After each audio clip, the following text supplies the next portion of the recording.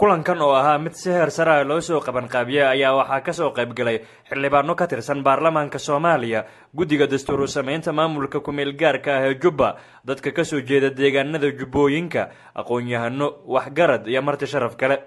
wasiiru dowlaha madaxtooyada ee maamulka Jubbaland Cabdiqani Cabdi Jaamac oo kulanka ka hadlay ayaa ka warbixiyay waxyaabaha la iskula soo qaaday kulanka, isagoo sheegay in wada tashiyo kala duwan ay horey uga soo sameeyeen qaar ka mid ah gobolada dalka Soomaaliya, maantana ay midkan ka sameynayaan magaalada Nairobi ee xarunta wadanka Kenya, waxaana hadaladiisii ka mid ahaa: waxaan mashruucan bilownay muddo hadda laga joogo 2 bilood iyo bar ilaa 3 bilood, waxaana aan ka guuraynaa mashruucii hore ahdi ku meel gaarka ee Jubbaland oo 3 sano ahaa.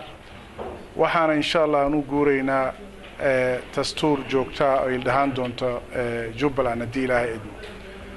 marka maalmahan oo dhan waxaa jiray qorshe ama barnaamij lagu baahinayay dastuurka oo lagu gaarsiinayay gobolada Jubbaland oo dhan, Gedo iyo Jubbada Hoose iyo Jubbada Dhexe.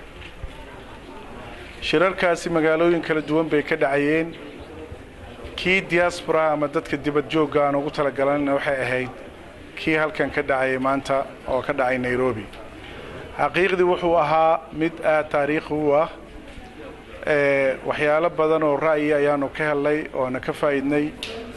waxay noo tilmaameen daldaloolo badan oo ka jira dastuurada hadda Soomaaliya ka jira oo ay nagula taliyeen inaan ku saxno kan Jubbaland hadii Ilaahay idmo.